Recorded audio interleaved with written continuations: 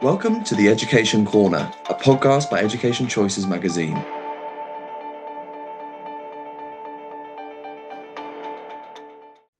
Education Corner podcast would like to welcome Mrs. Olivia Waller, Senior Boarding Mistress and Housemistress at Roedean School, Sussex. Roedean is a day and boarding school for girls aged 11 to 18, located near Brighton in Sussex. It provides a distinctively academic, high-quality, all-round education within a caring and friendly community and a wonderful coastal setting.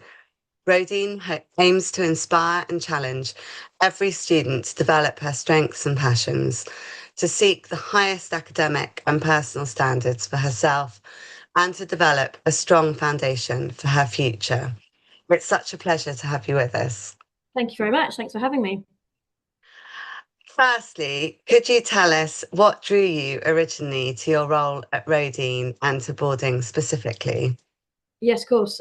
So my background is fully working in boarding schools, both in the capacity as a teacher and running boarding houses, etc. So I've worked across the UK, St Edward's, Oxford, Dulwich College.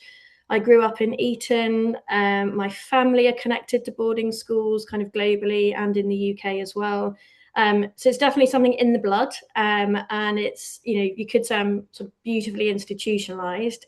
But in terms of like the boarding aspect and why it's always just really appealed to me, I think I'm just fully on board with what I would call like the breadth and depth of boarding education.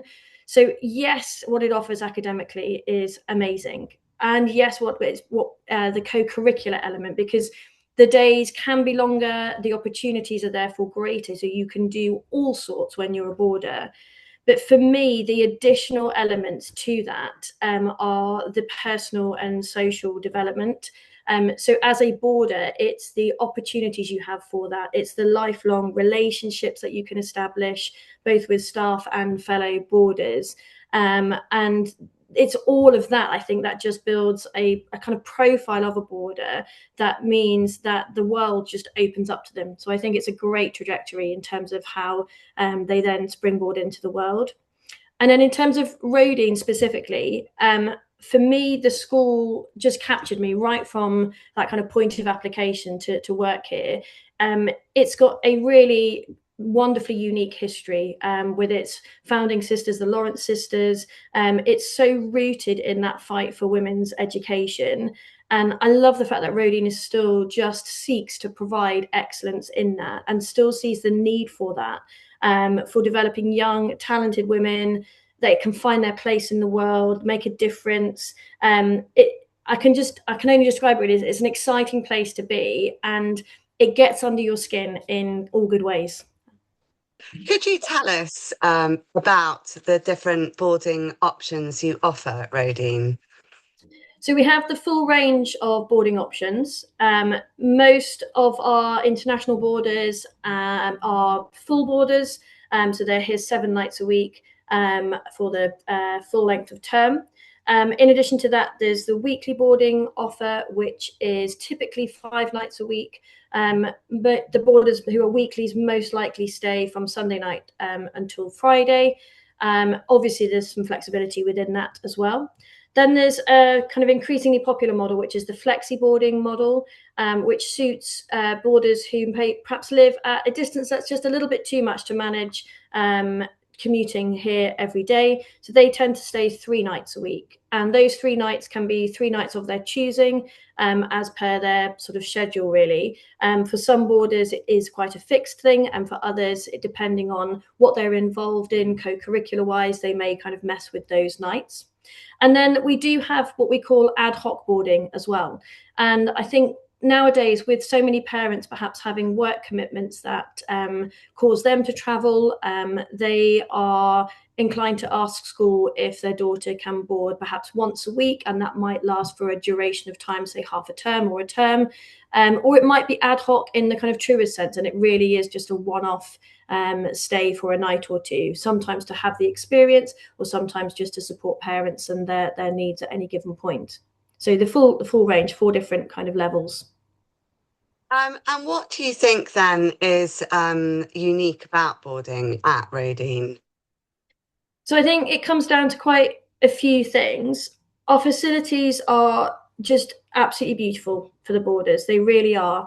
They are a really, really lovely blend of tradition with modernity mixed in as well. So it's been described as a boutique hotel, and I think that's not to be flash, but it's to sort of stress the importance that we have in creating a really homely environment rather than something that looks institutionalized. So it's an incredibly beautiful place to be in terms of a place to stay, a place to call home. Our location is amazing as well. There can't be many schools that have the luxury of being on a cliff top with uninterrupted sea views and yet proximity to Brighton and then wider proximity to like cities like London as well. So the location is really an amazing setting. All of that's wonderful, but obviously that's pretty futile if what goes on here doesn't actually match that and more. And so that's what makes our offering unique as well. So in terms of what we do, I think one of the things that is really kind of a standout feature is the level of pastoral care. And this isn't just from pastoral staff. It's not just coming from the boarding staff. So all the staff here, whether they're the minibus drivers, the caterers, the teachers, the boarding staff, they're really committed to being so present for the girls. They're so detailed in their knowledge of the girls. And we have a really kind of important strapline of the boarders and all pupils being seen, known and heard. And so it's really the detailed level of work that we do with them to really make sure that they are treated as individuals. And no matter what their skill set is, no matter what their problems are, they feel that individually things are tailored to them. They have that connectivity with staff and with other boarders as well.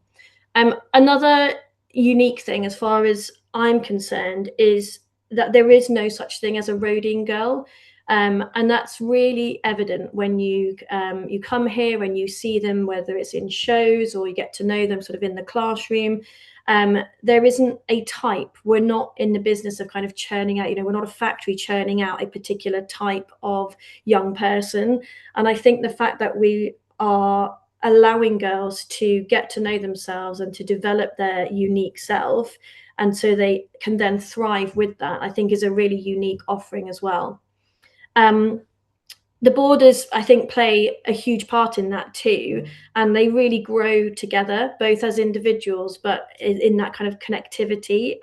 We refer to it here as a sisterhood.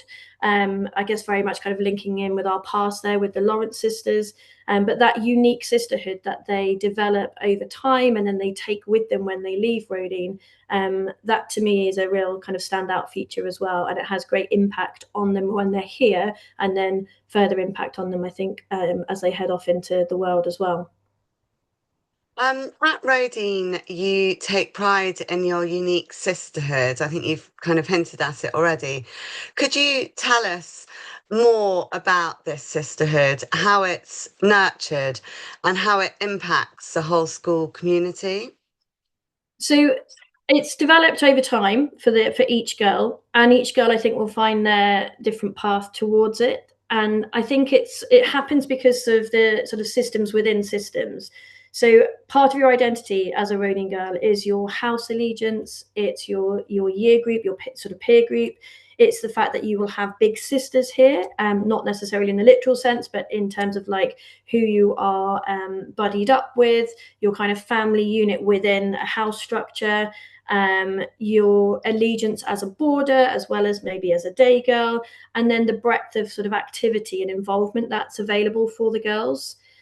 So I think it's really important the girls realize really kind of quite quickly really that at any time they are part of something bigger than themselves. So they're never sort of going it alone in anything. Everything they do or everything that they could sort of involve themselves in might span different age groups. It will involve different nationalities, therefore different languages, different cultural experiences. And so there's a sense of belonging to something greater. And we somehow manage to strike that balance of that being quite an intimate thing, and yet they then end up feeling part of a global network as well. So the sisterhood it's fiercely loyal, but yet very loving and caring. And I think all I could say is that you would mess with an old Roedean at your peril. So that sisterhood definitely goes with them through life. And I think in terms of like how we nurture that, I think that comes in a real variety of ways. It is through our pastoral care and those systems. It is through the academic care as well. But it also comes from, I think, that the fact that the school is rooted in that key history. The girls learn about the history of the school. They're proud of that. They enjoy being connected to that, and then kind of continuing to fly the flag of that as well. But the girls very much create it. So in spite of anything that we might do as staff, the girls capture that sisterhood and they create it. They take pride in it. There's a connectivity amongst them there that they really foster in terms of how they exist together, both as boarders and day girls. And then they take that out with them when they leave Roedean as well. And how do you support international students who are boarding at Roedean and their families?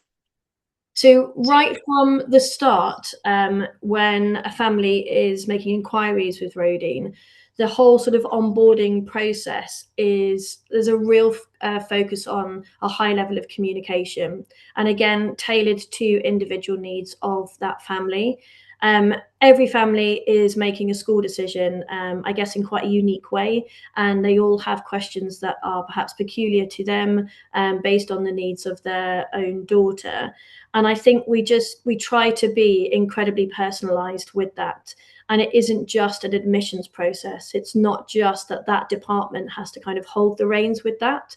So we are keen when we first meet families, we're keen that they meet Roedean girls quickly. We're keen that they meet staff like myself, for example, get to engage with tutors, really get a sense of the experience here to help them in their decision making. So that's kind of, I guess, the starting platform for it. We're also really keen that we know the needs of the pupil as well, in terms of when they join with us. We've done quite a lot of work with that pupil and the family already. Sometimes it is online, sometimes it is face-to-face, to just really begin to get to know them and to try and know, I guess, a bit of a profile of them so that we can meet their needs and kind of hit the ground running with that. Additionally, departments like the EAL, the English as an Additional Language department, that's a really robust department. They do brilliant work kind of in that classroom setting, but they also go above and beyond as well. And it's things like they have a whole program of outings and cultural experiences that they do with international boarders and linking with their families as well. And I think little details like that just mean that boarders who are coming from, sometimes a great distance, can immediately feel that they are surrounded, that they are known, that they are really supported in every which way, would be that kind of emotional support, be that kind of linguistic support, whatever it is that they might need. We also make sure that we have a really robust buddy system.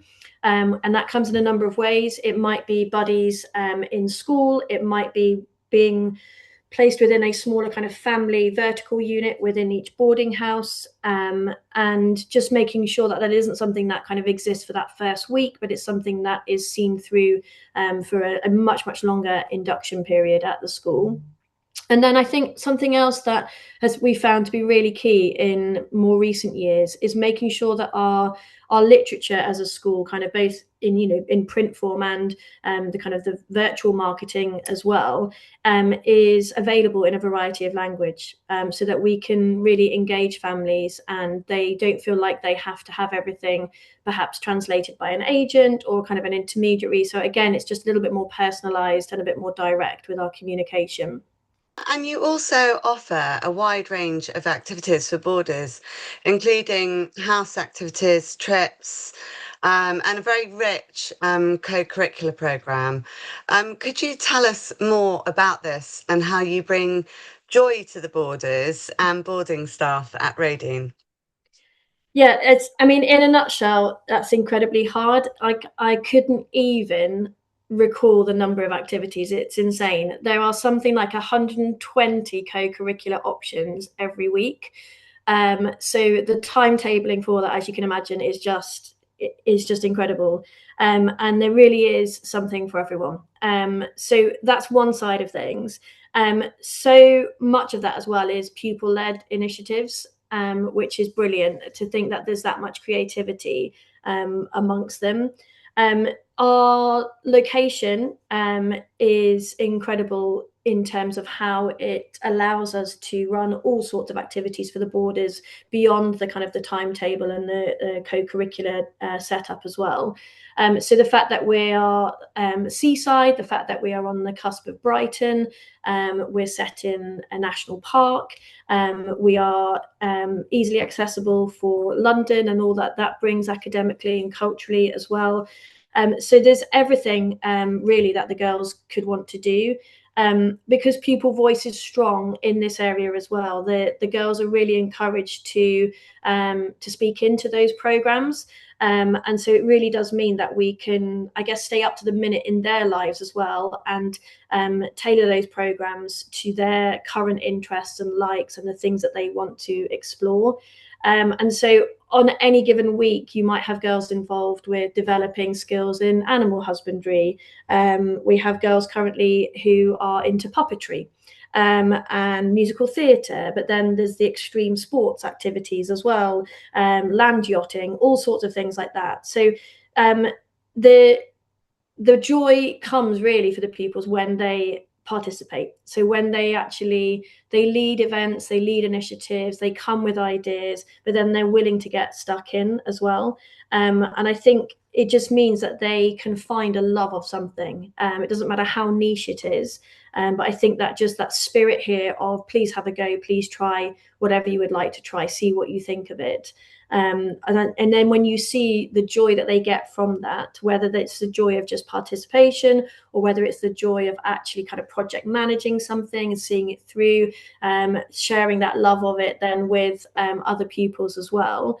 I think that's what, you see the girls light up with that. And then in turn, obviously that creates a very kind of happy staff body as well when they see how much the girls are being fulfilled beyond just the regular kind of school commitments. And beyond that, pastoral care and support are especially important in boarding environments.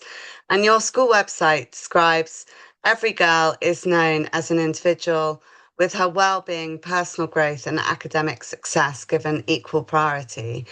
How do you support your boarders and ensure that they are happy? So I think the key thing about Roedean is that a pupil here is not a piece of data to us. So the whole child is important. And that kind of steers everything we do. The pupils are not the sum total of just results and league tables. And so I think because our focus is very much on value adding to each individual, that value comes in a kind of plethora of ways. It's not just their academic profile.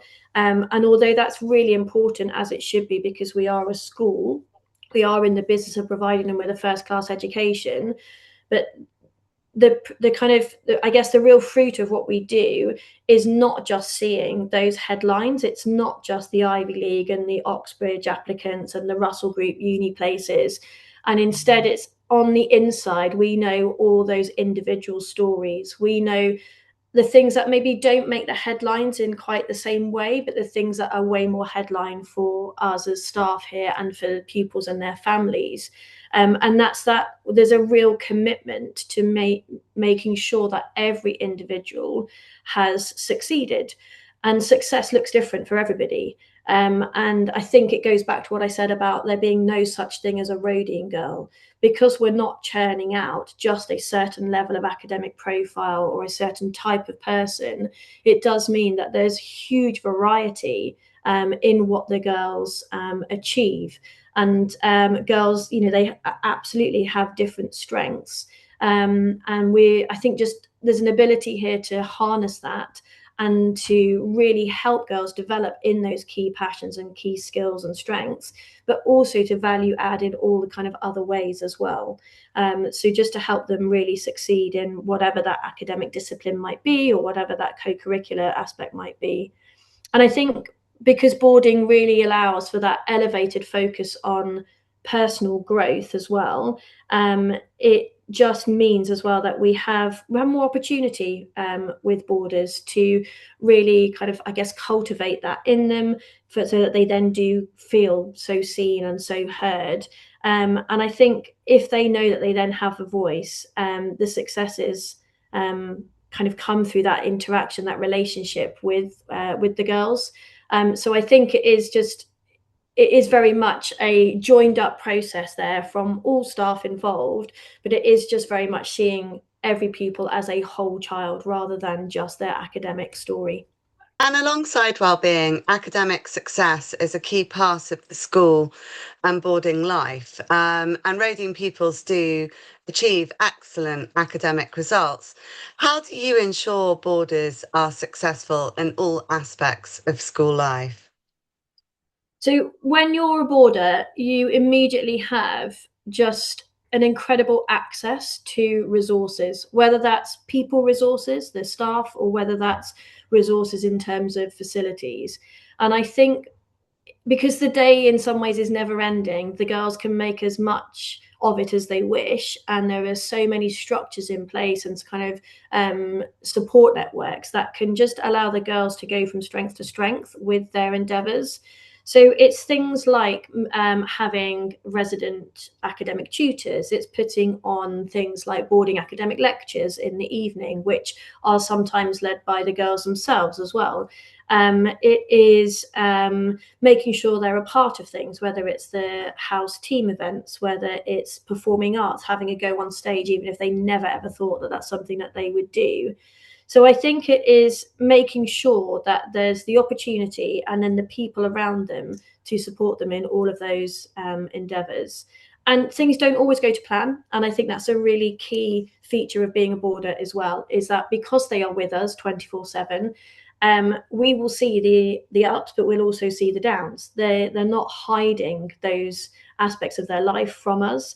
And I think because they recognise, the boarders, that we are very much here for them to support them in whatever is going on, when they face a personal failure or a kind of a moment of letdown, they realise that actually they have what they need around them to navigate that. And we create space for those feelings. We put extra support in place when needed. And I think that's a real asset of boarding. It's not any kind of pretense that this is a perfect existence or anything like that, but it's just that we work through it with them and they come out stronger because of it. Many families are increasingly interested in how schools are preparing students for life beyond school. It's something that we get asked about. In fact, I did a very late night meeting last night with a parent discussing exactly that. How do you prepare your older boarders with the practical and emotional skills to live independently when they leave Roedean?